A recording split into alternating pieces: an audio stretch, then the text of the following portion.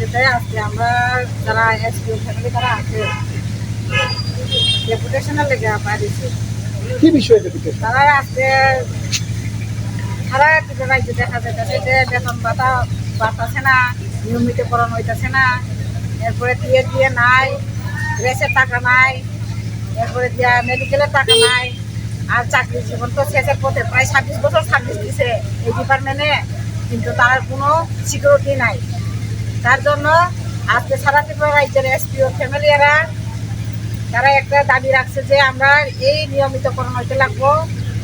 পুলিশের নাই, তারা ডিউটি করতেছে, কিন্তু তার কোনো একটা বালা বেতন ভাতা হইতেছে না। বেতন ভাতার দরকার, দিয়ে দরকার। এরপরে আমরা যে সারা ত্রিপুরা রাজ্যে 3660 জনের মতো আমরা 3700-3800 মতো স্কুল আছে। সবার ফ্যামিলি বেহাল দশায় আছে।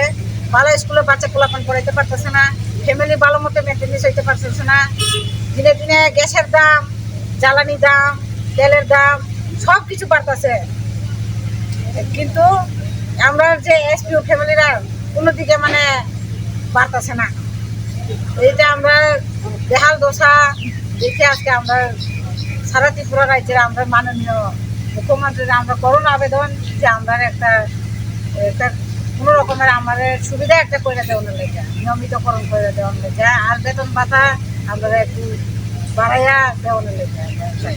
পুলিশ সুপারের মাধ্যমে হ্যাঁ, আমরা ম্যাডামের লোক আমরা দেখা করছি, তাইনের মাধ্যমে যাতে এই বার্তাটা আমরা উপর মহলে পৌঁছাই, আর কি বিধানসভাতে পৌঁছায় মুখ্যমন্ত্রীর কাছে। তাইনের ডিপার্টমেন্ট যেহেতু পুলিশ ডিপার্টমেন্ট, তাইনের কাছে যাতে পৌঁছায় এই